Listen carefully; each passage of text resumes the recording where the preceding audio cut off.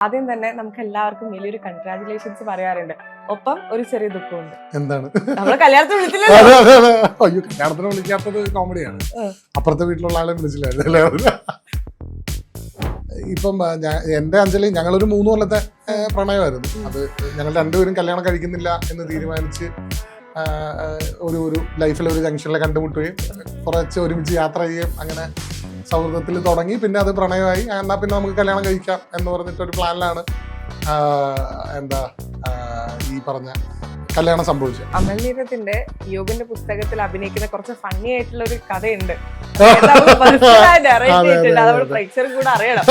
അമൽ നീരത്തിന്റെ പടം ആദ്യത്തെ ഷോട്ട് അത് ഇതിലായിരിക്കും നമ്മുടെ ലൈഫ് എന്നുള്ളൊരു പരിപാടിയിലാണ്. ആക്ഷൻ പറയുന്നു, ഈ പറയുന്ന ബാലങ്ങെടുത്ത് പൊക്കിയപ്പോഴത്തേനും അപ്രതീക്ഷിതമായി പശു ഒന്നും ചെയ്തില്ല. അപ്പൊ ഞാൻ ആക്ച്വലി പശു കാല് ചവിട്ടിയാൽ എന്ത് ചെയ്യണം, നിലത്ത് വീഴണോ, അങ്ങോട്ട് മാറണോ ഇങ്ങോട്ട് മാറണോ എന്നൊക്കെ ഉള്ള രീതി പ്ലാൻ ചെയ്തിട്ടാണ് ഞാൻ. പക്ഷെ പശു കാലും പൊക്കിയില്ല, ഒന്നും പൊക്കില്ല. പശു അവിടെ സൈലന്റ് ആയിട്ട് അതായിട്ട് അഭിനയിക്കല്ലേ, ഇവനെ ബുദ്ധിമുട്ടിക്കണ്ട എന്നുള്ളൊരു പരിപാടി. ഈ ബിഗ് ബോസിന്റെ കാര്യം പറഞ്ഞുകൊണ്ട് ചോദിക്കുകയാണ്, ഭയങ്കര ബിഗ് ബോസ് അഡിക്റ്റ്. ഞാനൊരു സോഷ്യൽ എക്സ്പെരിമെന്റ് എന്നുള്ള രീതിയിലാണ് ബിഗ് ബോസിനെ കാണുന്നത്. നമ്മള് ചാൻസ് ചോദിക്കാറുണ്ടോ? പക്ഷേ പിന്നെ നമ്മുടെ ഇതിന്റെ ഭാഗമായിട്ടുള്ളൊരു കാര്യമാണ് ചാൻസ് ചോദിക്കുക എന്ന് പറയുന്നത്. അത് നമുക്കിങ്ങനെ മറ്റേ മമ്മൂക്ക പറഞ്ഞ പോലെ ആരെയാടാ നീയൊക്കെ വീട്ടിൽ പോയി സിനിമ നടനാക്കിയെന്നൊക്കെ ചോദിക്കുന്ന പോലെ നമ്മളെപ്പോഴും ഇതെപ്പോഴും അന്വേഷിച്ചുകൊണ്ടിരിക്കുന്ന ഒരു പരിപാടിയാണ്. ഈ അറ്റൻഷൻ പ്ലീസ് കഴിഞ്ഞുകൊണ്ട് തന്നെ എനിക്ക് പഴയ പോലെ കോമഡി റോളുകൾ ഭയങ്കരമായിട്ട് കുറഞ്ഞിട്ടുണ്ട്. പിന്നെ ഞാൻ ചെയ്തിരിക്കുന്ന ഏരിയയിലേക്ക് പിന്നെ ആക്ടേഴ്സുകൾ വന്നിട്ടുണ്ട്. അപ്പം നമ്മൾ സ്വാഭാവികമായിട്ട് അതിൽ നിന്ന് നമ്മൾ മാറി നമ്മൾ അടുത്ത സ്പേസ് പിടിച്ചു പോകണം.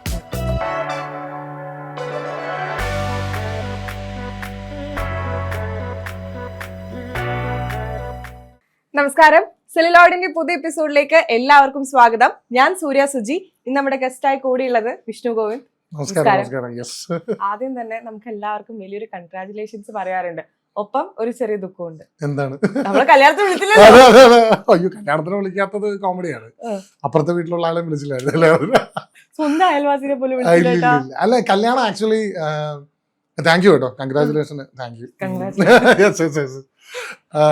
കല്യാണം ഇപ്പം എന്റെ അഞ്ജലി ഞങ്ങളൊരു 3 കൊല്ലത്തെ പ്രണയമായിരുന്നു. അത് ഞങ്ങൾ രണ്ടുപേരും കല്യാണം കഴിക്കുന്നില്ല എന്ന് തീരുമാനിച്ച് ഒരു ലൈഫിൽ ഒരു ജംഗ്ഷനിൽ കണ്ടുമുട്ടുകയും കുറച്ച് ഒരുമിച്ച് യാത്ര ചെയ്യുകയും അങ്ങനെ സൗഹൃദത്തിൽ തുടങ്ങി. പിന്നെ അത് പ്രണയമായി. എന്നാൽ പിന്നെ നമുക്ക് കല്യാണം കഴിക്കാം എന്ന് പറഞ്ഞിട്ടൊരു പ്ലാനിലാണ്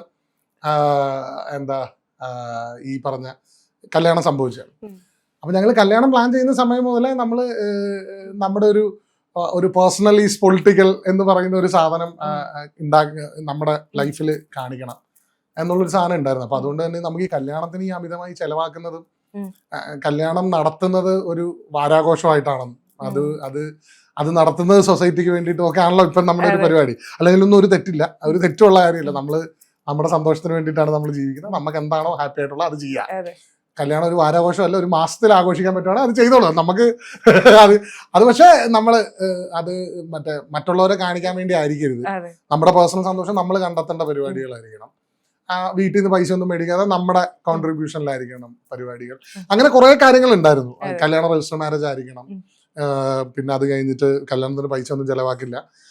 നമ്മൾ അത് വെച്ചിട്ട് വേൾഡ് ട്രാവൽ ചെയ്യണം. എങ്ങനെയായിരിക്കണം എന്നൊക്കെയുള്ള ഞങ്ങൾക്ക് രണ്ടുപേർക്കും ഭയങ്കര രണ്ടുപേരും എടുത്തതിന് ഒരു കാര്യം പോലും ഞങ്ങള് ഒരാളെ നിർബന്ധിക്കുകയോ അല്ലെങ്കിൽ നമ്മളിങ്ങനെ പറഞ്ഞ് സംസാരിച്ച് അതിൽ നിന്നുണ്ടായ ഒരു പരിപാടിയായിരുന്നു. അതുകൊണ്ട് തന്നെയാണ് ഞങ്ങൾ കല്യാണം കഴിക്കാൻ തീരുമാനിച്ചത്. ആ ഒരു എക്സൈറ്റ്മെന്റ് ഉള്ളത് കൊണ്ട് തന്നെയാണ് നമ്മൾ തീരുമാനിച്ചത്. അപ്പൊ അതുകൊണ്ട് തന്നെ ഇത് ബേസിക്കലി വീട്ടുകാരെ പറഞ്ഞ് കമ്മ്യൂണിക്കേറ്റ് ചെയ്യാനായിരുന്നു പാട്. അപ്പൊ നമ്മൾ ചടങ്ങുകളൊന്നും വേണ്ട എന്നുള്ളൊരു ഇതുണ്ടായിരുന്നു. ഞങ്ങൾ ബേസിക്കലി അതിപ്പോ ഞാൻ പറയുമ്പോൾ ആൾക്കാർ എങ്ങനെ എടുക്കുമെന്ന് അറിയില്ല. ഞങ്ങൾ ആക്ച്വലി താലി കെട്ടണ്ടെന്ന് വരെ തീരുമാനിച്ചതാണ്. അപ്പൊ മാല മാത്രം ഇടുക, സൈൻ ചെയ്യുക എന്നുള്ളത് മാത്രമാണ്. താലി കെട്ടുന്നത് അതെ തീർച്ചയായും അല്ല, അതിനൊരു ഞാൻ പറഞ്ഞു ഇതൊക്കെ നമ്മുടെ പേഴ്സണൽ കാര്യങ്ങളാണ്, നമുക്ക് ഇഷ്ടമുള്ളത് ചെയ്യാം. അപ്പം താലി കെട്ടുന്ന ആക്ച്വലി ഞാൻ മനസ്സിലാക്കിയിരിക്കുന്ന ഒരു കാര്യം എന്ന് പറഞ്ഞാൽ അതിൻ്റെ അകത്തൊരു ഒരു സ്വന്തമാക്കൽ പരിപാടി ഉണ്ട്. പെണ്ണിനെ കല്യാണം കഴിക്കുക, താലി കെട്ടുക, നമ്മൾ പോലും അറിയാതെ നമ്മൾ ഈ തുടർന്ന് വന്നിരുന്ന പെണ്ണിനെ താലി കെട്ടി വീട്ടിലേക്ക് കൊണ്ടുവരിക എന്ന് പറയുന്ന ഒരു കൺസെപ്റ്റ് അതിൻ്റെ അകത്ത് ഉണ്ടെന്ന് ഞാൻ പഠിച്ചതിൽ നിന്ന് എനിക്ക് മനസ്സിലാക്കുകയും. അപ്പൊ അങ്ങനെ കല്യാണം എന്ന് പറഞ്ഞാൽ അങ്ങനെ അത് പണ്ട് അങ്ങനെയായിരുന്നു. പണ്ടത്തെ സോഷ്യോ പൊളിറ്റിക്കൽ നമ്മുടെ ഒരു സിനാരിയോ ഒക്കെ വെച്ചിട്ട് നമ്മൾ അങ്ങനെ ആയിരുന്നു. നമ്മുടെ സമൂഹത്തിന്റെ ഇതും പെണ്ണുങ്ങള് വീട്ടിലും കുട്ടികളെ നോക്കേണ്ട ആളും പുറത്തു പോയി ജോലി ചെയ്യേണ്ട ആളും ഒക്കെ ആയതുകൊണ്ട് പെണ്ണുങ്ങളെ വളർത്തിക്കൊണ്ടിരുന്ന രീതിയൊക്കെ ഒരാണിന്റെ അടുത്ത് പോയി വീട്ടിൽ നിന്ന് അവനെ ടേക്ക് കെയർ ചെയ്യുക, അവന്റെ വീട്ടിൽ ഹാപ്പി ആയിട്ടിരിക്കുക, വീട്ടുകാരെ ഹാപ്പി ആയിട്ട് വെക്കുക. അതുകൊണ്ട് അവന് പുറത്തു പോയി നന്നായിട്ട് ജോലി ചെയ്യാൻ പറ്റും. ആ ജോലി ചെയ്ത് തിരിച്ചു വരുന്ന കാശുണ്ടെങ്കിലേ പെണ്ണിനും ലൈഫ് ഉള്ളൂ എന്നൊക്കെ ഉള്ള രീതിയിലാണ് നമ്മൾ ജീവിച്ചു വന്നത്. പക്ഷെ നമ്മളിപ്പോൾ ജീവിക്കുന്നത് 2025-ലാണ്. രണ്ടുപേരും ഇൻഡിവിജ്വൽസ് ആയി, അങ്ങനെയൊക്കെയുള്ള മാറ്റങ്ങൾ ഉണ്ട്. ഇപ്പൊ ജീവിക്കാൻ പറ്റുള്ളൂ. അപ്പം രണ്ടുപേര് ജോലി ചെയ്യുമ്പോഴത്തേനും അതിൻ്റെതായ പരിപാടികളുണ്ട്. കുട്ടി ഉണ്ടായി കഴിഞ്ഞാൽ രണ്ടുപേരും നോക്കണം. ഈ പറയുന്ന പോലെ ഞാൻ വൈഫിനെ അടുക്കളയിൽ ഹെൽപ്പ് ചെയ്യാറുണ്ട് എന്ന് പറയുന്ന സ്റ്റേറ്റ്മെന്റുകൾ അത് തെറ്റാണ്. ഹെൽപ്പ് നമ്മളങ്ങനെ ഹെൽപ്പ് ചെയ്യേണ്ട കാര്യമല്ലല്ലോ, രണ്ടുപേരും ചെയ്യേണ്ട കാര്യമാണല്ലോ, ഡ്യൂട്ടിയാണ്. അതൊരിക്കലും ഹെൽപ്പ് ചെയ്യുക എന്നുള്ളൊരു അപ്പൊ അങ്ങനെയുള്ള ചിന്തകളിലൊക്കെ ഞങ്ങൾക്ക് രണ്ടുപേരും അങ്ങോട്ടും ഇങ്ങോട്ടും കുറെ ഇവന്റേക്കുകൾ ഉണ്ടായിട്ടുണ്ടായിരുന്നു. അപ്പൊ അത് ആ ഒരു മാറ്റം ലൈഫിൽ ഭയങ്കരമായിട്ട് ഉണ്ടായി. അപ്പൊ അതുകൊണ്ട് തന്നെ കല്യാണത്തിലേക്ക് എത്തിയപ്പോ അപ്പൊ അതുകൊണ്ട് തന്നെ താലി വേണ്ട എന്ന്. പക്ഷെ ഇതിൽ ഞങ്ങൾ ഏറ്റവും കൂടുതൽ ബുദ്ധിമുട്ടിയത് ഇത് വീട്ടുകാരെ പറഞ്ഞ് മനസ്സിലാക്കിക്കാനായിരുന്നു. രീതിയിലായിരുന്നല്ലോ. അതെ. വീട്ടുകാരെ പറഞ്ഞ് മനസ്സിലാക്കിച്ച് നമ്മൾ എന്താണ് ഉദ്ദേശിക്കുന്നത് എന്നുള്ള അവരെ മനസ്സിലാക്കുക എന്നുള്ളതായിരുന്നു ഏറ്റവും വലിയ ടയറിങ്. പക്ഷെ അവരും ഭയങ്കര കോർപ്പറേറ്റീവ് ആയിരുന്നു കേട്ടോ. നമ്മൾ കാര്യങ്ങൾ പ്രസന്റ് ചെയ്തപ്പോൾ. കാരണം നമ്മൾ അഞ്ജലിയുടെ വീട്ടിൽ നിന്ന് നമ്മുടെ എന്റെ വീട്ടിലേക്ക് വന്ന് എല്ലാം എല്ലാവരും കാര്യങ്ങളെല്ലാം തീരുമാനിക്കണമല്ലോ. ഇന്ന ദിവസം നമ്മൾ കല്യാണം കഴിക്കും, ഇതാണ് പരിപാടി എന്നുള്ളത് ഒരു ചർച്ച വെച്ചിട്ട് തീരുമാനിക്കുമല്ലോ. അപ്പൊ അവിടുന്ന് കാരണവന്മാരെല്ലാരും വന്നു. അപ്പൊ അതിന്റെ ഒരു പേട്രിയാർക്കൽ നേച്ചറിലാണ് ഈ കാര്യങ്ങൾ നടക്കുന്നത്. അപ്പൊ ഇത് എങ്ങനെ പൊളിക്കണം എന്നുള്ളതാരും നമുക്കറിയില്ല. എന്നിട്ട് ഞാനും അഞ്ജലിയുടെ കൂടി ഒരു സ്പീച്ചൊക്കെ ഞങ്ങൾ പ്രിപ്പയർ ചെയ്ത് മറ്റേ അന്ന് വന്ന സമയത്ത് എന്റെ വീട്ടിലേക്ക് അവിടുന്ന് എല്ലാവരും വന്നപ്പോൾ അപ്പൊ അവര് നമുക്ക് എന്ന് നടത്താം, ഓഡിറ്റോറിയം എന്ന് എടുക്കണം എന്നൊക്കെ പറഞ്ഞിട്ടുള്ള ഒരു കൺവെൻഷണൽ പരിപാടി പറഞ്ഞിട്ടുണ്ടായിരുന്നില്ല. അല്ല, അഞ്ജലിക്ക് ആക്ച്വലി കമ്മ്യൂണിക്കേറ്റ് ചെയ്യാൻ പറ്റുന്ന അവിടെ അമ്മയുടെ അടുത്തും ചേച്ചിയെടുത്തും. അവിടെ അച്ഛൻ ചെറുപ്പത്തിൽ മരിച്ചു പോയതാ. അപ്പൊ അവരുടെ അടുത്ത് മാത്രമേ ഇത് പറയാൻ പറ്റുള്ളൂ, ഞാൻ ഇങ്ങനെ ആഗ്രഹിക്കും. പിന്നെ വീട്ടുകാരുടെ എല്ലായിടത്തും ഇവക്ക് അവിടെ സ്പേസിൽ നിന്ന് പറയാൻ പറ്റില്ല, ആദ്യമേ തന്നെ റിജക്ഷൻ ആയിരിക്കും. അപ്പം ഞങ്ങൾ തീരുമാനിച്ച് ഇവര് വരുമ്പോ നമുക്ക് എന്റെ വീട്ടിൽ വെച്ച് ഞാൻ പറയാം, എന്നിട്ട് അങ്ങനെ ഒരു പരിപാടിയിൽ തീരുമാനിക്കാം എന്നുള്ള രീതിയിലായിരുന്നു. അങ്ങനെ ഞങ്ങൾ രണ്ടുപേരും കൂടെ ഇവർ വരുന്നതിന്റെ തലേദിവസം വലിയൊരു സ്പീച്ചൊക്കെ പ്രിപ്പയർ ചെയ്ത് അവര് വന്ന് വീട്ടുകാരെല്ലാം. അപ്പൊ എന്റെ വീട്ടിൽ കുറച്ച് സപ്പോർട്ടായിരുന്നു. അച്ഛനും അമ്മയൊക്കെ നല്ല സപ്പോർട്ടായിരുന്നു. നമ്മൾ ചെറുപ്പം പോലെ സിനിമയിലെല്ലാം വീട്ടുകാരുടെ സപ്പോർട്ട് ഉണ്ടായിരുന്നു. അപ്പൊ അതുകൊണ്ട് തന്നെ എനിക്ക് ആ ഒരു ബുദ്ധിമുട്ടുണ്ടായിരുന്നില്ല. പക്ഷെ അവർ വന്നപ്പോൾ ഞാൻ ഇതുപോലെ അവരെല്ലാവരും ഇരുത്തിക്കൊണ്ട് നമ്മൾ എന്താണ് ഉദ്ദേശിക്കുന്നത്, എന്താണ് പരിപാടി എന്ന് പറഞ്ഞ് വ്യക്തമായി പ്ലാനെല്ലാം പറഞ്ഞു. കാര്യങ്ങളെല്ലാം പറഞ്ഞപ്പോൾ അവർ കേട്ട് നോക്കുമ്പോൾ അടിപൊളി. ഞാൻ പറഞ്ഞു, കല്യാണം ഇന്നടത്ത് ഒരു കല്യാണം, ഇവിടെ റിസപ്ഷൻ, ഒരു പരിപാടിയിൽ ഒറ്റ പരിപാടി ഉണ്ടാവുള്ളൂ. അത് വീട്ടുകാരെ എല്ലാവരെയും വെച്ചിട്ട് ഒരു ചെറിയൊരു റിസപ്ഷൻ ക്ലോസ്ഡ് പരിപാടിയിൽ ഒരു ഗെറ്റ് ടുഗദർ എന്നുള്ള രീതി നടത്തും. അതിന്റെ ചെലവുകൾ ഈക്വൽ ആയിരിക്കും. അഞ്ജലി ഇത്ര പൈസ, എന്റെ കയ്യിൽ നിന്ന് ഇത്ര പൈസ, അത് അങ്ങനെയായിരിക്കും. അല്ലാതെ ഇന്നവരത്ര സ്വർണ്ണം ഉണ്ടാവില്ല, ഒരു പരിപാടി ഉണ്ടാവില്ല. ഇങ്ങനെയായിരുന്നു നമ്മുടെ പരിപാടികളെല്ലാം.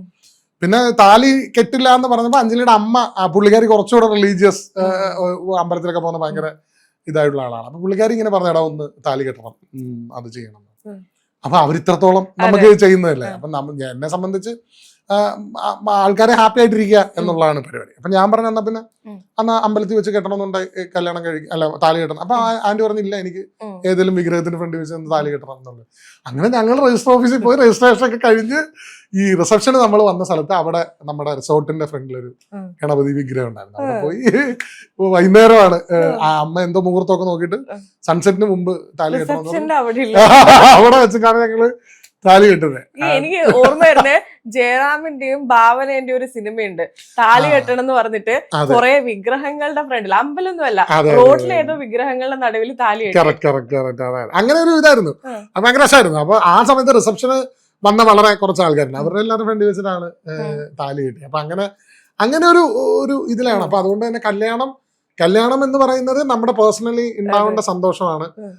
അതിപ്പോ കല്യാണം ആണെങ്കിലും ഒരുമിച്ച് ജീവിക്കുന്ന ആണെങ്കിലും പിരിയുന്ന ആണെങ്കിലും അത് ഭയങ്കര നോർമലൈസ്ഡ് ആയിരിക്കണം.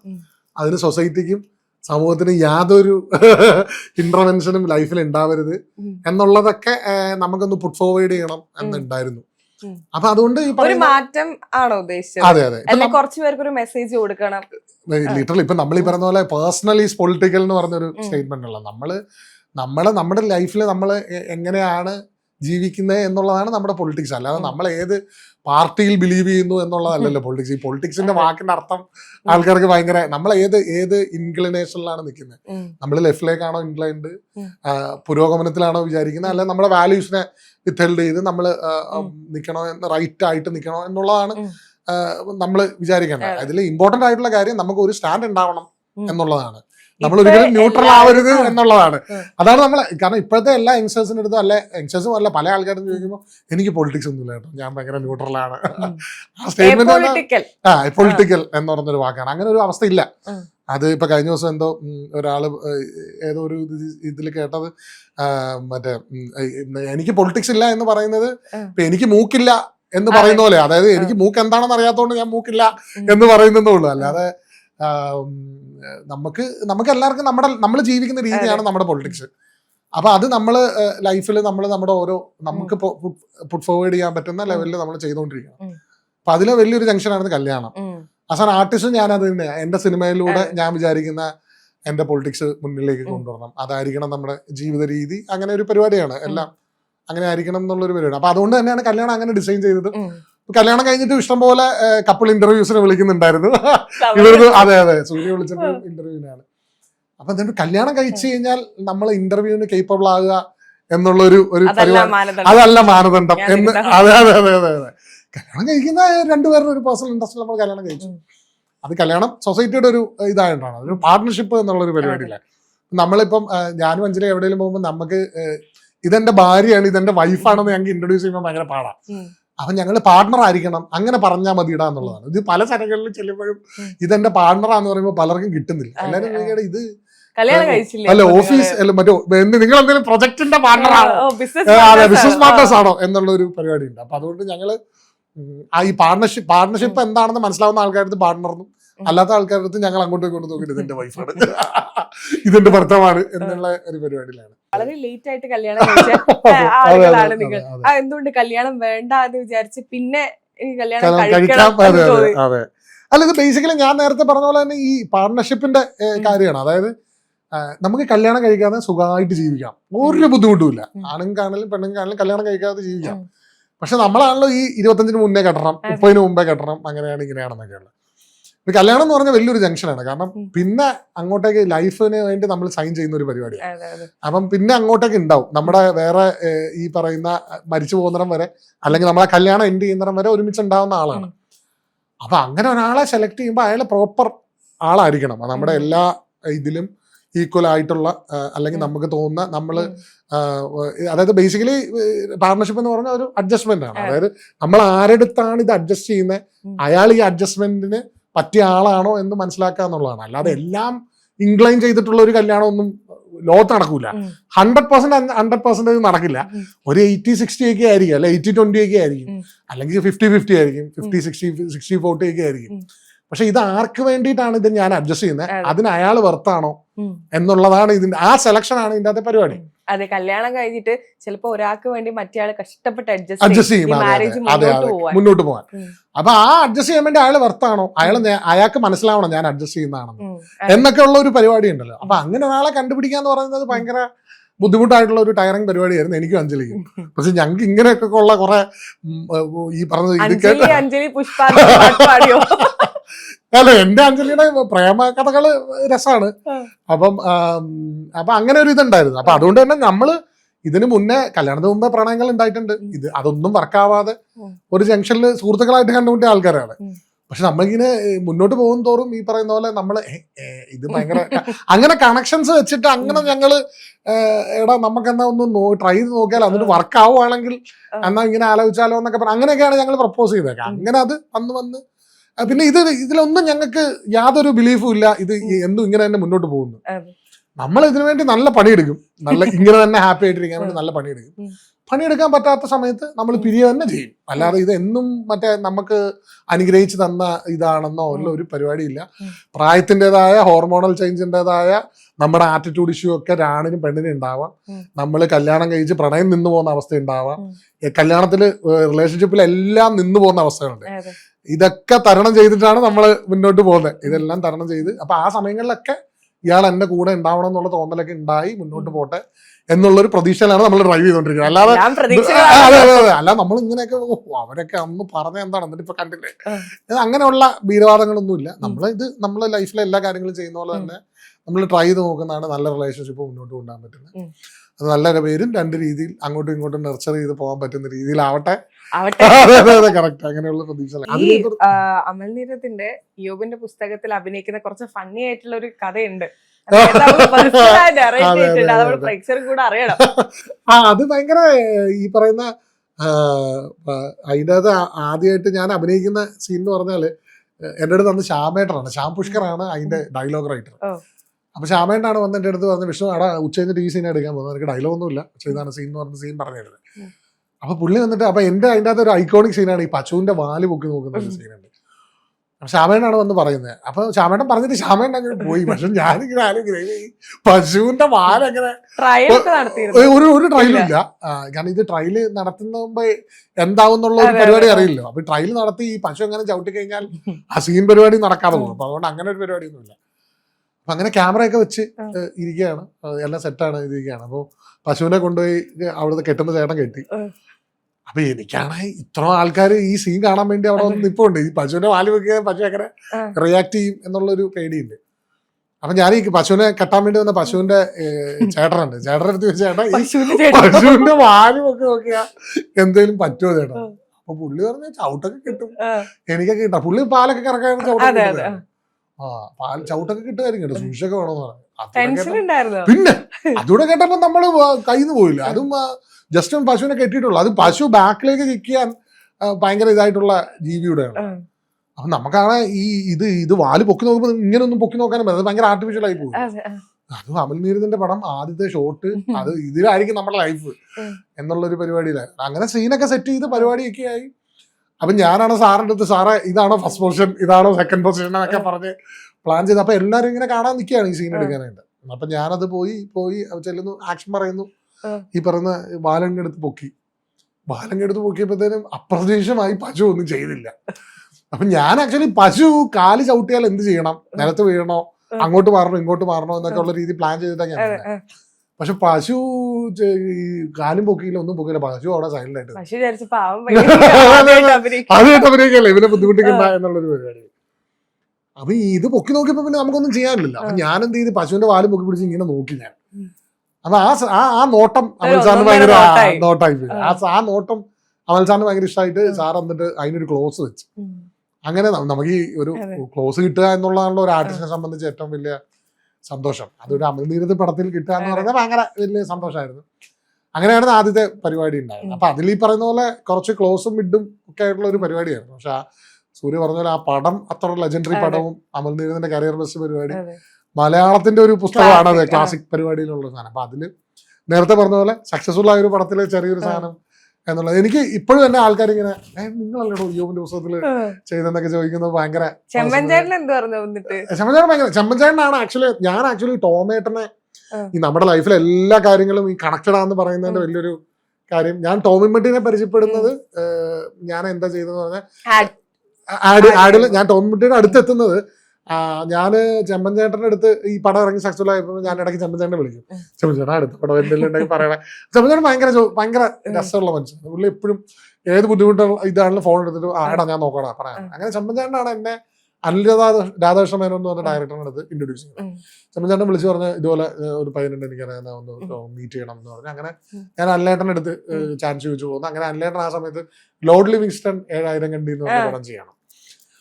അപ്പൊ ആ പടത്തില് ഞാൻ പോയി കാണുന്നു, അനിലേട്ടൻ ഓഡീഷൻ ലുക്ക് ടെസ്റ്റും പരിപാടിയൊക്കെ നടത്തുന്നു. അങ്ങനെ ഞാൻ ആ പടത്തിൽ ഇന്നാവുന്നു. അപ്പൊ ആ പടത്തില് അസിസ്റ്റന്റ് ഡയറക്ടർ ആയിരുന്നു ടോമിൻമട്ടി ആയിരുന്നു ആ പടത്തിന്റെ മേക്കിംഗ് വീഡിയോ ഒക്കെ ചെയ്തു. അങ്ങനെ ആ സെറ്റിൽ വെച്ചാണ് ഞാനും ടോമിൻമട്ടിയും ഭയങ്കര കൂട്ടാവുകയും അങ്ങനെ ആ സിനിമ കഴിഞ്ഞപ്പോൾ ഞങ്ങൾ ഒരുമിച്ച് കുറെ അത് നെടുങ്കണ്ടത്തൊക്കെ ആയിരുന്നു ഷൂട്ട് ചെയ്യുന്നത്. അതും വേറൊരു ക്ലാസിക് മൂവി ആയിരുന്നു. അതെ കാട്ടിന്റെ അകത്തെ ഷൂട്ടും പരിപാടി. ഞങ്ങൾ ഒരുമിച്ചായിരുന്നു തൃശ്ശൂരിൽ നിന്ന് യാത്ര ചെയ്ത് ടോമേട്ടൻ വന്നിട്ട് എറണാകുളത്ത് നിന്ന് തന്നെ പിക്ക് ചെയ്യും. ഞങ്ങൾ എന്നിട്ട് ഒരുമിച്ചായിരുന്നു ട്രാവലിംഗും ഒക്കെ. പുള്ളിയുടെ ഒരു ചെറിയ നാനോ കാർ ഉണ്ടായിരുന്നു. അങ്ങനെ ചർച്ചകളിലൊക്കെയാണ് മെക്സിക്കൻ ഭാരത ഞങ്ങൾ അങ്ങോട്ടും ഇങ്ങോട്ടും ഷെയർ ചെയ്യുകയൊക്കെ ആയിട്ടുണ്ടാവുകയൊക്കെ ചെയ്തു. അങ്ങനെ ആ സമയത്ത് ടോമേന്റെ കോളേജിൽ ഉണ്ടായിരുന്ന കുറെ കഥകളുടെ ഒക്കെ ഒരു ആകത്തുകയാണ് മെക്സിക്കൻ ഭാരത. അപ്പൊ ടോമേന്റെ ലൈഫിൽ ഉണ്ടായിരുന്ന ജോമി എന്ന് പറഞ്ഞൊരു കൂട്ടുകാരനുണ്ട് ടോമേന്റെ. അപ്പൊ പുള്ളിയും കുറച്ച് തടിച്ചിട്ടും അങ്ങനെ ഒരു ആളൊക്കെയാണ്. അപ്പൊ അങ്ങനെ ടോമേന്റെ അടുത്ത് പറഞ്ഞു നീ ഈ ക്യാരക്ടർ ചെയ്യണം. അപ്പൊ ഞാൻ ക്യാമറയുടെ ബാക്കിൽ നിന്നോളാം, കുഴപ്പമില്ല. നമ്മുടെ ഇല്ലടാ ജോമിയെ പോലെ തന്നെയാണ് നീ ഇരിക്കുന്നത്, നീ ചെയ്യണം എന്ന് പറഞ്ഞിട്ടാണ് അത് എനിക്ക് വരുന്നത്. അപ്പൊ ടോമേട്ടൻ പറഞ്ഞതുകൊണ്ടും ടോമേന്റെ ഫസ്റ്റ് പടം ആയതുകൊണ്ടും അത് നന്നായി വരണം എന്നുള്ള രീതിയിലാണ് അതിൽ ഞാൻ അങ്ങനെ ഒരു ഇത് എടുക്കുന്നത്. ഏറ്റവും ബ്രേക്ക് പിന്നെ ഇപ്പോഴും ജോമി എന്നുള്ള ജോമി ചേട്ടാന്നൊക്കെ ഇങ്ങനെ ആൾക്കാർ വിളിക്കും. ആ സിനിമ കഴിഞ്ഞതിന് ശേഷം നമ്മളൊക്കെ വിചാരിച്ച് തൃശ്ശൂർക്കാരനാണോ? അല്ല, അതെനിക്ക് തോന്നുന്നു ടോഫി, നീരജ് അവരൊക്കെ ഉള്ള ഒരു, പിന്നെ ടോമേട്ടൻ തൃശ്ശൂർക്കാരനാണ്. അപ്പൊ അങ്ങനെ ഒരു തൃശ്ശൂർ ഫ്ലേവർ ഉള്ള ഒരു പടമാണ് കോട്ടയമാണ് സ്ഥലം. ഇവിടെ കുശാറിൽ പഠിച്ചുകൊണ്ട് തന്നെ എനിക്ക് കോട്ടയത്തിന്റെ ഒരു ബേസ് സ്ലാങ് ഉണ്ട്. പക്ഷെ ഈ കോളേജിലായിരുന്ന സമയത്ത് കേരളത്തിൽ നിന്ന് എല്ലായിടത്തും ഉണ്ടല്ലോ. അപ്പൊ അങ്ങനെ അവരുമായിട്ട് ഹോസ്റ്റലിലൊക്കെ താമസിച്ച് ഞാൻ സിനിമയ്ക്കൊക്കെ വേണ്ടിട്ട് ഒരു ബേസ് പരിപാടി പിടിച്ചിട്ടുണ്ട്. ചേട്ടൻ പറയുന്നതിനേക്കാളും മുന്നേ ഞാൻ ശരിക്കും വിചാരിച്ചിരുന്ന തൃശ്ശൂരാണ് സ്ഥലം. അല്ല, അങ്ങനെ തൃശ്ശൂരാണോ എന്ന് കുറെ പേര് എന്റെ അടുത്ത് ചോദിച്ചിട്ടുണ്ട്. തൃശ്ശൂരല്ല, കോട്ടയമാണ്. ഇപ്പം എറണാകുളത്ത് താമസം. ഡീറ്റെയിൽസ് കിട്ടിയല്ലോ. ഈ മലയാളത്തിൽ ഇങ്ങനെ അഭിനയിച്ച് നിൽക്കുമ്പോൾ കാർത്തിക് സുബ്ബരാജ് എങ്ങനെ വന്ന് പിക്ക് ചെയ്തു? അയ്യോ, അത് ഭയങ്കര പരിപാടിയല്ലേ. അത് ഞാനീ പറഞ്ഞ പോലെ അറ്റൻഷൻ പ്ലീസ് എന്ന് പറഞ്ഞൊരു പടം ചെയ്തിരുന്നു. അതിപ്പോ കേൾക്കുന്ന ആരെങ്കിലും കാണാത്ത ആൾക്കാരുണ്ടെങ്കിൽ കാണാം. നെറ്റ്ഫ്ലിക്സിലുണ്ട് പടം. അതൊരു എക്സ്പെരിമെന്റൽ പടമായിരുന്നു. കംപ്ലീറ്റ്ലി ഒരു ഒറ്റ ലൊക്കേഷനിൽ ഭയങ്കര രസകരമായിട്ടുള്ള ഒരു ത്രില്ലർ പരിപാടിയായിരുന്നു. പക്ഷെ അത് ഇൻഡിപെൻഡന്റ് പടമായിരുന്നു. വളരെ മിനിമൽ ബഡ്ജറ്റിൽ ചെയ്തൊരു പടമായിരുന്നു. അതൊരു പെർഫോമൻസ് ഓറിയന്റഡ് പടമാണ്. നമ്മുടെ ഈ നാടക ബാക്ക്ഗ്രൗണ്ട് ഒക്കെ നമുക്ക് ഭയങ്കരമായിട്ട് ഗുണം ചെയ്ത പടമായിരുന്നു. അപ്പൊ അത് ഫിലിം ഫെസ്റ്റിവലുകളിൽ ഭയങ്കരമായിട്ട് സക്സസ്ഫുൾ ഹിറ്റായി. നമ്മൾ ആക്ച്വലി IFFK ഒരു പടം സബ്മിറ്റ് ചെയ്യണം എന്നുള്ള ഒരു ആഗ്രഹത്തിൽ ചെയ്ത പടമായിരുന്നു. പക്ഷെ നമ്മൾ വിചാരിക്കുന്നതിനേക്കാളും ഭയങ്കരമായിട്ട് അത് സക്സസ്ഫുൾ ആവുകയും റീച്ചായി. കാർത്തിക് സാർ അത് കണ്ട് പുള്ളി അത് മേടിച്ച് പുള്ളി അതിനെ നെറ്റ്ഫ്ലിക്സിൽ റിലീസ് ചെയ്യുകയൊക്കെ ചെയ്ത് പുള്ളിയുടെ സ്റ്റോൺ ബഞ്ച് എന്ന് പറഞ്ഞ പ്രൊഡക്ഷൻ കമ്പനികളാണ് അത് റിലീസ് ചെയ്തിരിക്കുന്നത്. എന്നിട്ട് അതിന്റെ ഡയറക്ടർ ജിതിൻ ഐസക് തോമസിന് അടുത്ത പടം കൊടുത്തു. അവൻ്റെ അടുത്ത് അത് അടുത്ത പടം നിനക്ക് ഇഷ്ടമുള്ള കഥ നീ ഡയറക്ട് ചെയ്തോ എന്ന് പറഞ്ഞ് അവനൊരു എമൗണ്ട് കൊടുത്തു. അങ്ങനെ ചെയ്ത പടമാണ് രേഖയ്ക്ക് വിൻസിക്ക് അവാർഡ് കിട്ടിയത്. എനിക്ക് എന്ത് ചെയ്യുന്ന പറഞ്ഞാൽ എന്നെ പുള്ളിയുടെ അടുത്ത പടത്തിലേക്ക് ഇൻവൈറ്റ് ചെയ്തു, ഒരു റോൾ എന്നുണ്ടായി. അത് നമ്മളെ ക്രിയേറ്റീവ്ലി ആണ് പുള്ളി സെറ്റിൽ ചെയ്തത്, അല്ലാതെ കുറെ പൈസ ഒന്നും. അപ്പൊ അങ്ങനെ പോയി അഭിനയിച്ച പടമാണ് ജിഗർദണ്ഡ എന്ന് പറഞ്ഞ പടം. ജിഗർദണ്ഡ ഒരുപാട് നല്ല മെസ്സേജുകൾ കൊടുക്കുന്നത് ഞാൻ കണ്ട് കരഞ്ഞു പോയി. അതെ അതെ അതെ, തിയേറ്ററിൽ ഭയങ്കര തിയേറ്റർ എക്സ്പീരിയൻസ്. എനിക്കിങ്ങനെ ഇടയ്ക്കിടയ്ക്ക് ഞാൻ കുറെ വട്ടം കണ്ടിട്ടുണ്ട്. അതെ അതെ, എനിക്ക് ജിഗർദണ്ഡ ഫസ്റ്റ് ഭയങ്കര പേഴ്സണൽ ഫേവറേറ്റുകളിൽ ഒന്നാണ്. അപ്പൊ അതിന്റെ രണ്ടാം ഭാഗത്തിൽ അഭിനയിക്കാൻ പറ്റിയത് ഭയങ്കര വലിയ സാധനമായിരുന്നു. അത് ഈ പറഞ്ഞ ചെറിയ റോളാണ്, പക്ഷെ അത് പടം ഭയങ്കര സക്സസ്ഫുൾ ആയതുകൊണ്ടും ആ ക്യാരക്ടർ അങ്ങനെ ആയതുകൊണ്ടും അതുകൊണ്ട് അവിടെ സക്സസ് ആയി. അങ്ങനെയാണ് കാർത്തിക് സാറിന്റെ അടുത്ത് എത്തുന്നത്. പിന്നെ ഇപ്പൊ ഒരു തമിഴ് പടം വന്നിട്ടുണ്ട്, അതിനെപ്പറ്റി പറയാറായിട്ടില്ല. അത് ഒരു അടിപൊളി പടമാണ്. അത് എന്റെ ഷൂട്ട് നടന്നുകൊണ്ടിരിക്കുക. ഈ തമിഴ് പടം ആയതുകൊണ്ട് ഭയങ്കര, മലയാളത്തിലാണ് ഇപ്പം പടങ്ങൾ വളരെ കുറവാണ് എനിക്ക്. അപ്പൊ അതുകൊണ്ട് തമിഴിൽ വിളി വന്നപ്പം തമിഴിൽ സന്തോഷമായിട്ട് നല്ല പരിപാടിയാണ് അത്. അപ്പൊ അതുകൊണ്ട് അത് ചെയ്യുന്നുണ്ട്.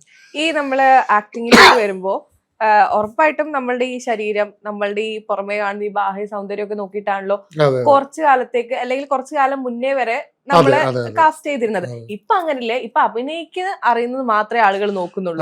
നിനക്ക് ഹൈറ്റ് ഉണ്ടോ, ഹൈറ്റ് ഇല്ലേ, വണ്ണുണ്ടോ, വണ്ണുമില്ലേ എന്നൊന്നും ഇപ്പൊ ഡയറക്ടേഴ്സിനോട് നമ്മൾ സംസാരിക്കുമ്പോഴും അവരാരും അങ്ങനെ നോക്കുന്നില്ല. പക്ഷെ കുറച്ചു കാലം മുന്നേ വരെ അങ്ങനെ നോക്കി.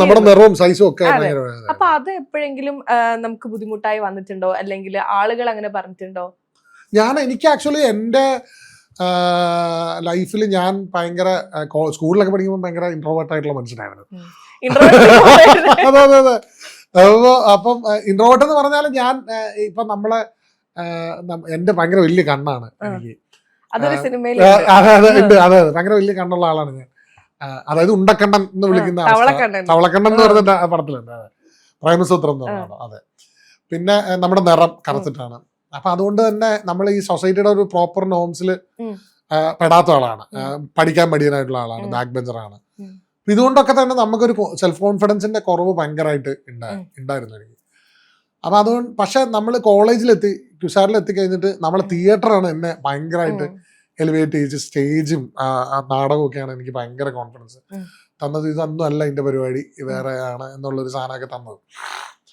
അപ്പം അതിൽ നിന്നാണ് ഇത് കംപ്ലീറ്റ്ലി പേഴ്സണാലിറ്റി ട്രൈറ്റ് തന്നെ മാറി. നമ്മൾ ഭയങ്കരമായിട്ട് സംസാരിക്കുന്ന ആളാവുകയും കോൺഫിഡൻസ് ഉണ്ടാവുന്നതും നമുക്ക് സ്റ്റേജ് ഹാൻഡിൽ ചെയ്യാൻ പറ്റുന്നതും ഒക്കെ അങ്ങനെ ഉണ്ടായ ഒരു ഇതാണ്. ഇപ്പം നമ്മൾ നാടകത്തിൽ എപ്പോഴും പറയാറുള്ള ഒരു കാര്യമാണ്. അതായത് ദ മോസ്റ്റ് സക്സസ്ഫുൾ ആക്ടർ എന്ന് പറയുന്ന ആളെന്ന് പറയുന്നത് അയാൾക്ക് ഇത്ര ആൾക്കാരുടെ നോട്ടം ഹാൻഡിൽ ചെയ്യാൻ പറ്റുന്ന ആളായിരിക്കണം എന്ന് പറയാറുണ്ട്. അപ്പൊ നമ്മളൊരു സ്റ്റേജ് നിൽക്കുന്ന സമയത്ത് ആയിരക്കണക്കിന് ആൾക്കാർ, അപ്പൊ ഇവരെല്ലാം നമ്മളെ നോക്കുകയാണ്. അപ്പൊ ഈ ആൾക്കാരുടെ ഏറ്റവും ആൾക്കാരുടെ നോട്ടം നമുക്ക് താങ്ങാൻ പറ്റണം. അവനായിരിക്കണം ഏറ്റവും വലിയ ആക്ടർ, ഏറ്റവും നല്ല ആക്ടർ എന്ന് പറയാം. അതായത് നമ്മൾ ഒരു സെറ്റിൽ അഭിനയിക്കുന്ന സമയത്ത് അവിടെ അത്ര ആൾക്കാരുണ്ടാവും, അവിടെ ക്യാമറാമാൻ ഉണ്ടാവും, ലൈറ്റിന് എല്ലാവരും ആക്ഷൻ പറയുന്നതിന് മുമ്പ് സൈലൻസും, അവരെല്ലാം നമ്മൾ എന്ത് ചെയ്യുന്നു എന്ന് പറഞ്ഞ് നോക്കുക. അത്ര ആൾക്കാരുടെ നോട്ടം താങ്ങിക്കൊണ്ട് വേണം നമ്മൾ നമ്മുടെ ലൈൻസ് പറയാനും നമ്മൾ അഭിനയിക്കുക. അപ്പൊ ഈ നോട്ടം താങ്ങുക എന്ന് പറയുന്നത് ഭയങ്കര വലിയ ഒരു എഫേർട്ടുള്ള പരിപാടിയാണ്. നമ്മൾ ലൈഫിൽ എപ്പോഴും അതിനുവേണ്ടി പ്രിപ്പയർ ആയിക്കൊണ്ടിരിക്കണം. ഈ പറയുന്ന ഇതിൽ എപ്പോഴും പ്രിപ്പയർ ആയി ആ നോട്ടം എങ്ങനെ ഹാൻഡിൽ ചെയ്യാൻ പറ്റുന്നു എന്നുള്ളത് ഭയങ്കര. നമ്മൾ പ്രത്യേകിച്ച് ഔട്ട്ഡോർ ഒക്കെ ചെയ്യുമ്പോൾ ആൾക്കാരൊക്കെ വന്ന് കാണാനൊക്കെ നിൽക്കുകയൊക്കെ ഉണ്ടാവും. ഈ ബിഗ് ബോസിന്റെ കാര്യം പറഞ്ഞുകൊണ്ട് ചോദിക്കാണ്, ഭയങ്കര ബിഗ് ബോസ് അഡിക്റ്റ് കേട്ടു. പക്ഷെ ഈ ഞാൻ വീട്ടിലിരുന്ന് ബിഗ് ബോസ് കാണുമ്പോ എന്റെ അമ്മ പറഞ്ഞു ഒന്ന് മാറ്റും, സൗണ്ട് കേട്ടിട്ട് തലവേദന എടുക്കുന്ന പോലെ. പക്ഷെ എനിക്ക് ഭയങ്കര ഇഷ്ടം അത് കാണാൻ വേണ്ടിട്ട്. ഞാൻ ചിലപ്പോ 3 മണിക്കും 4 മണിക്കൊക്കെ എണീറ്റ് എനിക്ക് നല്ല ഉറക്കം വരുന്നത്, പക്ഷെ ഹോട്ട്സ്റ്റാറിൽ എപ്പിസോഡ് കണ്ടിട്ട് കിടക്കാന്നുള്ള രീതിയിലാണ് ഞാൻ ഇപ്പൊ പോകുന്നത്. ചേട്ടൻ എങ്ങനെയാ ബിഗ് ബോസ് കാണുന്നത്? ഞാനൊരു സോഷ്യൽ എക്സ്പെരിമെന്റ് എന്നുള്ള രീതിയിലാണ് ബിഗ് ബോസിനെ കാണുന്നത്. അപ്പൊ എല്ലാരും ഇതിൻ്റെ അകത്ത് പറയുന്ന പോലെ ബിഗ് ബോസിലെ ആൾക്കാരെ നമ്മൾ പ്രേക്ഷകരൊക്കെ കൂടി ഇരുന്ന് വോട്ട് ചെയ്ത് നമ്മളാണ് അവിടെ ഇരിക്കുന്നവരെ ഗെയിം കളിപ്പിക്കുന്നു എന്നാണല്ലോ എല്ലാവരും വിചാരിക്കുന്നത്. ശരിക്കും അത് തിരിച്ചിട്ടാണെന്നാണ് ഞാൻ വിശ്വസിക്കുന്നത്. അതായത് അവിടെ ആ ഇരിക്കുന്ന 17 പേരെ വെച്ചിട്ട് പ്രേക്ഷകനെയാണ് ഗെയിം ചെയ്യിക്കുന്നത്. നമ്മൾ അതിൻ്റെ അകത്ത് നടക്കുന്ന ഇഷ്യൂസിൽ നമ്മൾ ഏത് സ്റ്റാൻഡ് എടുക്കുന്നു, നമ്മൾ എവിടെ നിൽക്കുന്നു, അതാണ് നേരത്തെ പറഞ്ഞല്ലോ പേഴ്സണലി പൊളിറ്റിക്കൽ എന്ന് പറഞ്ഞൊരു സാധനമുണ്ടല്ലോ. എന്നിട്ട് നമ്മൾ അതിൽ നിന്ന് നമ്മൾ എന്ത് പഠിക്കുന്നു എന്നൊക്കെ പറയുന്ന കാര്യങ്ങളുണ്ട്. ഇപ്പൊ ഈ പറയുന്ന നേരത്തെ ഈ ആദില അനുരായുടെ പോലെ ലെസ്ബിയൻ കപ്പിൾസ്, അതിന് മുമ്പുള്ള മറ്റേ എല്ലാ ഇങ്ങനെയുള്ള ആൾക്കാരെ നമ്മുടെ പ്രൈം ടൈം സമയങ്ങളിൽ ബിഗ് ബോസ് നമ്മുടെ മുന്നിൽ കൊണ്ട് വെക്കുകയാണ്. ഇതാണ് സൊസൈറ്റി. ഇപ്പൊ ലാലേട്ടനൊക്കെ വന്നിട്ട് എന്റെ വീട്ടിൽ ഞാൻ കയറ്റും എന്ന് പറയുന്ന സ്റ്റേറ്റ്മെന്റുകളൊക്കെ ഉള്ളു. അത് സാധാരണക്കാരുടെ ഇടയിൽ ഉണ്ടാക്കുന്ന ഇമ്പാക്ട് ഭയങ്കര വലുതാണ്. അങ്ങനെ ബിഗ് ബോസിന് സോഷ്യലി ഇതായിട്ടുള്ളൊരു കാര്യങ്ങളുണ്ട്. പക്ഷെ അതുപോലെ തന്നെ നമ്മൾ ഒരാളുടെ ലൈഫ് വെച്ചിട്ട് ആൾക്കാരുടെ ഫ്രണ്ടിൽ താറടിച്ച് കാണിക്കാൻ വേണ്ടിയിട്ട് നമ്മൾ സൈൻ ചെയ്ത് കൊടുത്തിട്ടാണ് അതിൻ്റെ അത് കയറുന്നത്. അതിന്റെ കണ്ടന്റ് ജനറേഷനെ പറ്റിയിട്ട് അതിന്റെ ഒരു ചർച്ച ചെയ്യപ്പെടേണ്ടതായ വേറൊരു ഇഷ്യൂസ് ഉണ്ട്.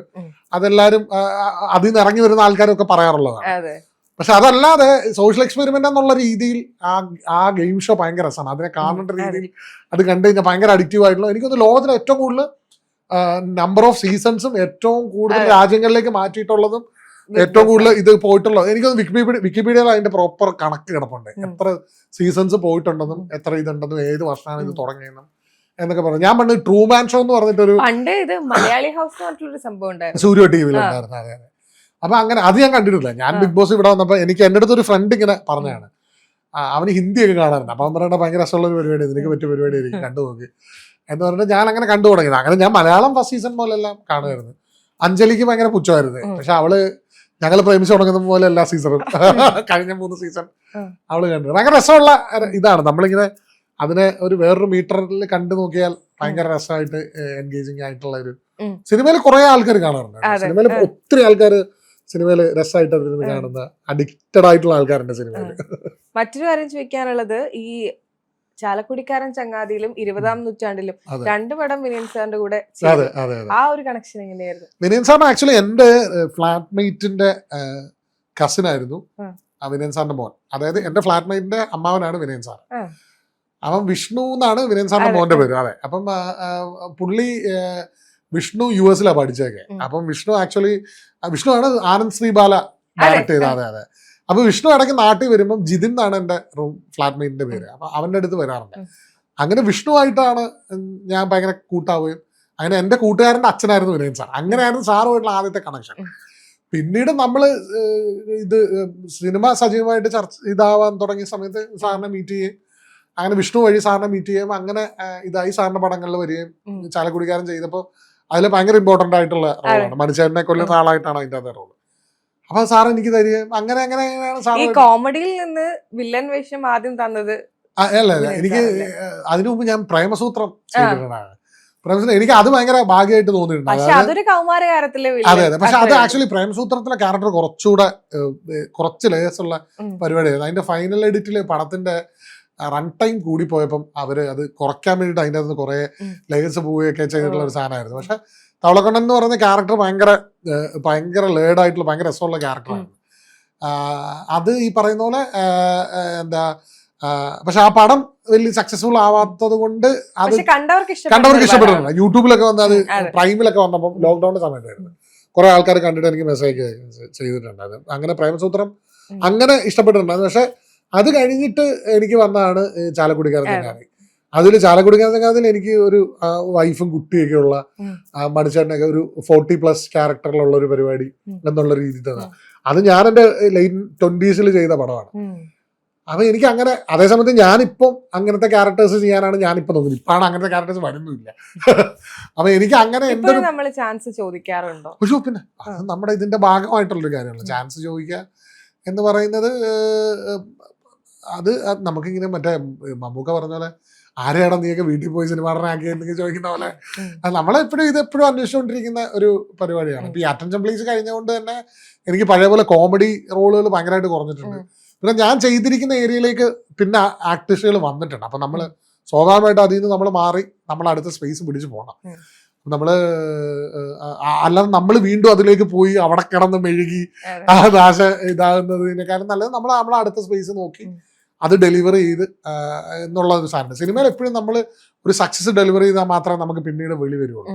അപ്പൊ അത് വലിയൊരു ടയറിങ് പരിപാടിയാണ്. എനിക്ക് എൻ്റെ ആദ്യത്തെ പടത്തിൽ മെക്സിക്കൻ ഭാരത് സംഭവിച്ച പോലെ ഇനി ഒരു ക്യാരക്ടർ ആർട്ടിസ്റ്റ് ചെയ്ത് അത് സിനിമ ഓടി അത് സക്സസ്ഫുൾ ആയത് ചർച്ചയാണോ, എന്നാലേ എനിക്ക് ഞാൻ വിചാരിച്ച ക്യാരക്ടർ ആർട്ടിസ്റ്റ് ലെവലിലേക്കൊക്കെ എനിക്ക് ഗ്രോ ചെയ്യാൻ പറ്റുള്ളൂ. അപ്പൊ അതിന്റെ ഒരു പ്രോസസ്സാണ്. അതിങ്ങനെ നടന്നുകൊണ്ടിരിക്കുന്നു. ആരും നമ്മളെ ഇങ്ങോട്ട് വന്ന് നമുക്ക് ചാൻസ് തരില്ല. അപ്പൊ അതുകൊണ്ട് തന്നെ അത് ചോദിക്കുകയും അല്ലെങ്കിൽ ഒരു പരിധി കൂടുതൽ നമ്മളൊരു ടീമിനെ ഉണ്ടാക്കുകയും ആ ടീമിൽ നിന്ന് ജനറേറ്റ് ചെയ്യുകയൊക്കെ വേണം. അപ്പൊ ഞങ്ങളിപ്പം അറ്റൻഷൻ പ്ലീസ് ചെയ്ത് കഴിഞ്ഞിട്ട് കുറെ നാളായിട്ട് ഇങ്ങനെ അങ്ങനെ ഒരു പടം ചെയ്യണം എന്നുള്ളൊരു ആഗ്രഹം ഉണ്ടായിരുന്നു. ഞങ്ങളിപ്പോൾ സ്കൂൾ ഓഫ് ഡ്രാമയിലെ അലുമിനീസിയൊക്കെ ആയിട്ട് അസോസിയേറ്റ് ചെയ്തിട്ടൊരു ഈ കൊല്ലത്തെ IFFK വേണ്ടിയിട്ടൊരു പടം ചെയ്തിട്ടുണ്ടായിരുന്നു. അപ്പൊ അതിനെ ലുക്ക് ഫോർവേഡ് ചെയ്തുകൊണ്ടിരിക്കുകയാണ്. അത് കരിയറിന്റെ ഏറ്റവും മോശം അവസ്ഥയിൽ അതിന്റെ പ്രൊഡക്ഷൻ ഹാൻഡിൽ ചെയ്യേണ്ട അവസ്ഥയോടെ വന്നിട്ടുണ്ടായിരുന്നു. അത് ഞങ്ങൾ കുറച്ച് കൂട്ടുകാരിൽ അവിടെ കൂടി കുറച്ച് പൈസ ഒക്കെ ഇട്ടിട്ടാണ് ആ പടം പ്രൊഡ്യൂസ് ചെയ്തേക്കുന്നത്.